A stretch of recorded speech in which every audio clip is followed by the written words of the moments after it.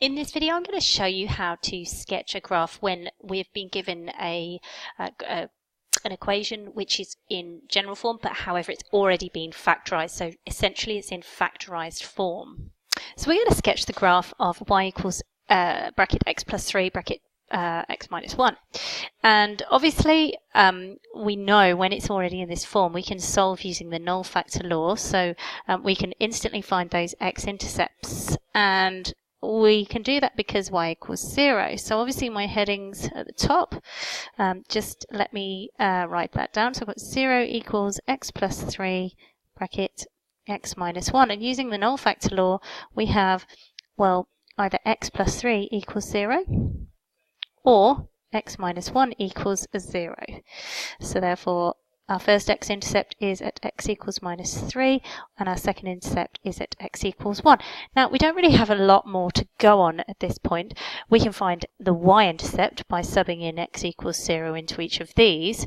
So when x equals 0, we get 3 multiplied by minus 1, which is minus 3.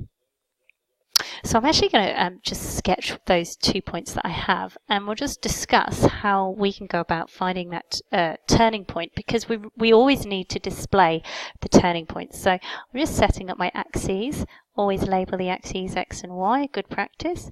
And I'm going to just do a sketch as a positive parabola, so it goes like that. Excuse me, I'll just smooth the curve off. Okay, so you put some arrows on there, and I can place on there my x-intercepts, which was at minus 3, and this one here is 1, and the y-intercept, which is at minus 3. Now, the turning point is probably below that. It doesn't look great. I haven't done the sketch brilliantly, but it doesn't matter. It's only a sketch. It's around there. Let's just have a look. Remember that this graph is symmetrical. So therefore, the turning point is the axis of symmetry. And that has to be exactly halfway between the two x-intercepts because it's symmetrical. So essentially, to find the x-coordinate of the turning point, I need to find the halfway mark between minus 3 and 1. And the halfway mark between minus 3 and 1, you can add them together and average it. So I'm essentially doing minus 3 plus the 1 divided by 2 tells me that the axis of symmetry must be at minus 1. Okay, so that's where the mirror line would be if I was to draw that. Now, of course, that just gives me the x-coordinate. I need the y-coordinate as well, so I'm going to just substitute x equals 1 into this equation here.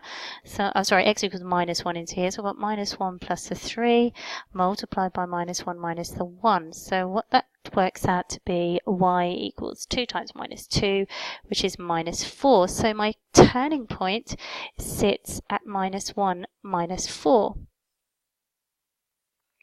And obviously you can then add that to the sketch, and obviously I was slightly below there.